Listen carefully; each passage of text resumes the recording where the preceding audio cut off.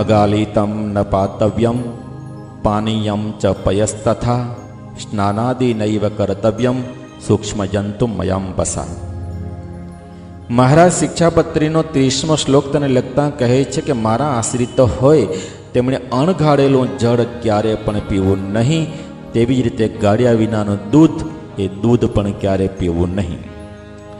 અને જે જળને વિશે સૂક્ષ્મ જંતુઓ ઘણાક હોય તેવા જળ વડે કરીને સ્નાનાદિ ક્રિયા પણ ક્યારે કરવી નહીં. શતાનંદ સ્વામી આ શ્લોકનો ભાવ સમજાવતા કહે છે કે જળ હંમેશા ગાળીને પીવું, અર્થાત શુદ્ધ કરીને પીવું. ગાળ્યા વિનાનું જળ ક્યારે પણ પીવું નહીં. જળની અંદર કોઈને કોઈ અયોગ્ય વસ્તુ રહેલી હોય છે. તે શરીરના આરોગ્યને નુકસાન કરે છે, હાનિ પહોંચાડે છે. માટે મનુસ્મૃતિની અંદર કહેલું છે કે દ્રષ્ટિપૂતમ ન્યસત્પાદમ વસ્ત્રપૂતમ જલમ પીબેત. મનુસ્મૃતિની અંદર કહેલું છે કે દ્રષ્ટિપૂતમ ન્યસત્પાદમ, દ્રષ્ટિથી પવિત્ર કરેલા પ્રદેશમાં પગ મૂકવો. અર્થાત રસ્તો ખરાબ તો નથી ને, પગ મૂકવાથી કોઈ જીવની હિંસા તો થતી નથી ને. આમ જોઈ કરી અને ત્યાર પછી પગ મૂકવો. અને વસ્ત્રપૂતમ જલમ પીબેત, વસ્ત્રથી જળને શુદ્ધ કરીને પીવું. અર્થાત વસ્ત્રથી ગાળી કરી અને જળ પીવું. ગાળ્યા વિનાનું જળ ક્યારે પણ પીવું નહીં. ગાળ્યા વિનાનું જળ પીવામાં પુરાણોની અંદર મહાન દોષ કહેલો છે કે મત્સ્યગ્રહસ્ય યત પાપમ ષણમાસાભ્યંતરે ભવેત એકાહેતત સમમ જ્ઞેયમ અપુત્તમ યો જલમ પીબેત. આ પુરાણનો શ્લોક છે.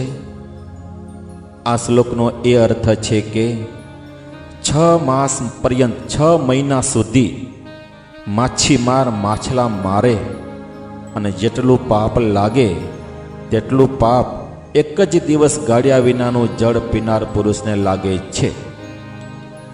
શતાનંદ સ્વામી વિવરણ કરતા સમજાવે છે કે ગાળ્યા વિનાના જળમાં ક્યારેક દૃશ્ય એવા જંતુઓ પણ એ જળ દ્વારા ઉદરમાં ચાલ્યા જતા હોય છે.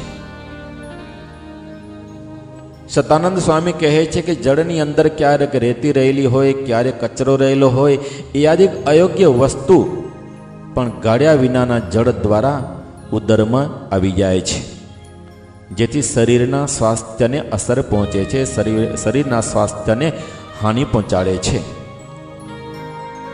ગાળ્યા વિનાના જળમાં કે ગાળેલા જળમાં નેત્રથી જોઈ ન શકાય એવા અદૃશ્ય બેક્ટેરિયા તો રહેલા જ હોય છે. આપણે ગળને ગાળીએ કે ન ગાળીએ, પણ ગાળ્યા વિનાના જળમાં કે ગાળેલા જળમાં નેત્રથી ન જોઈ શકાય એવા અદૃશ્ય બેક્ટેરિયા તો રહેલા જ હોય છે. એમનું તો ગાળવાથી પણ નિવારણ થઈ શકે નહીં, છતાં પણ ક્યારેક દૃશ્ય જોઈ શકાય એવા સૂક્ષ્મ જંતુઓ પણ જળની અંદર જોવામાં આવતા હોય છે. એ ઉદરની અંદર ચાલ્યા ન જાય, તેથી હંમેશા સાવધાની રાખીને જળ ગાળ્યા વિના ક્યારે પણ પીવું નહીં. અને જો ગાળ્યા વિનાનું જળ પીવે તો માંસ ભક્ષણી સમાન દોષ લાગે છે. આ વિષયમાં એક સ્મૃતિનું વચન પ્રમાણરૂપ છે કે ચર્મવારી ભવેન માંસમ માંસમ તોયમ અગાલિતમ.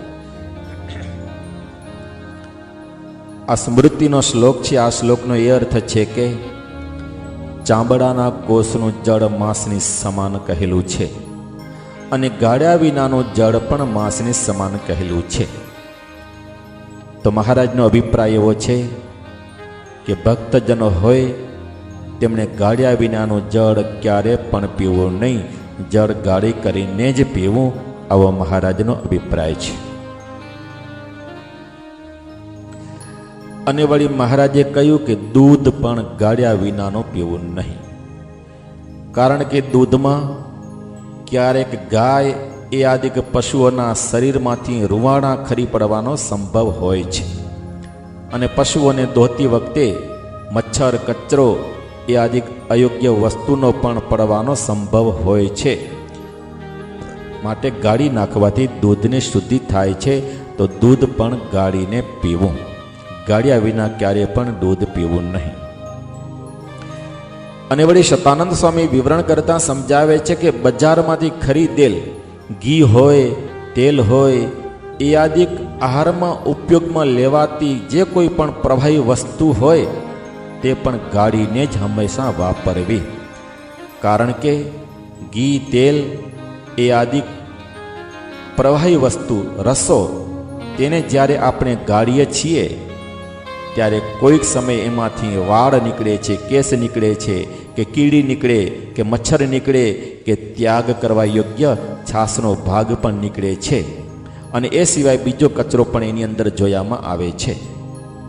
માટે દૂધ પણ પ્રવાહી રસો કોઈ પણ હોય, દૂધ હોય, ઘી હોય, તેલ હોય, કોઈ પણ રસો હોય, એ પણ હંમેશા ગાળીને વાપરવા. અત્યારના સમયમાં તો બધું ફિલ્ટર થઈને આવે અને ડાયરેક્ટ પેકિંગ થતી હોય, તેથી કોઈ કેશ, કીડી, મચ્છર એ આદિ જંતુઓનો કે કચરાનો સંભવ હોતો નથી. છતાં પણ મહારાજની આજ્ઞા છે અને ગાળવામાં કોઈ મોટું કષ્ટ પણ નથી. માટે કોઈ પણ રસો હોય તેને ગાળીને જ વાપરવા જોઈએ. અને શાસ્ત્રોમાં પણ ઘી, તેલ એ આદિ રસોને અગ્નિમાં ગરમ કરી અને ગાળી નાખવાથી શુદ્ધિ બતાવેલી છે કે રસાનામ વહની ગાલનાથ. ઘી, તેલ એ આદિ કોઈ પણ રસો હોય એ રસોને ગરમ કરી અને જો ગાળી નાખવામાં આવે તો એને એ શુદ્ધ થાય છે, એની શુદ્ધિ બતાવેલી છે. અને વળી મહારાજે કહ્યું કે જે જળમાં સૂક્ષ્મ જંતુઓ ઘણા હોય એ જળમાં સ્નાન કરવું નહીં. જે જળમાં સૂક્ષ્મ જંતુઓ ઘણા હોય એ જળમાં સ્નાન કરવાથી, હસ્ત કે ચરણ ધોવાથી, વસ્ત્રો ધોવાથી તેમજ પાત્રો માંજવાથી સૂક્ષ્મ જંતુઓનો નાશ થાય છે. અને સૂક્ષ્મ જંતુઓનો નાશ થવાથી અહિંસા નામનો જે પોતાનો પરમ ધર્મ છે તેને વિશે દૂષણની પ્રાપ્તિ થાય છે. પછી એ પુરુષનો અહિંસામય ધર્મ રહેતો નથી, હિંસામય બની જાય છે. માટે મહારાજનો અભિપ્રાય એવો છે કે સર્વે વર્ણવાળા પુરુષો હોય કે સ્ત્રીઓ હોય તેમણે સૂક્ષ્મ જંતુઓવાળા જળ વડે કરીને ક્યારેય પણ સ્નાનાદિક ક્રિયા કરવી નહીં. આવો સહજાનંદ સ્વામીનો અભિપ્રાય છે.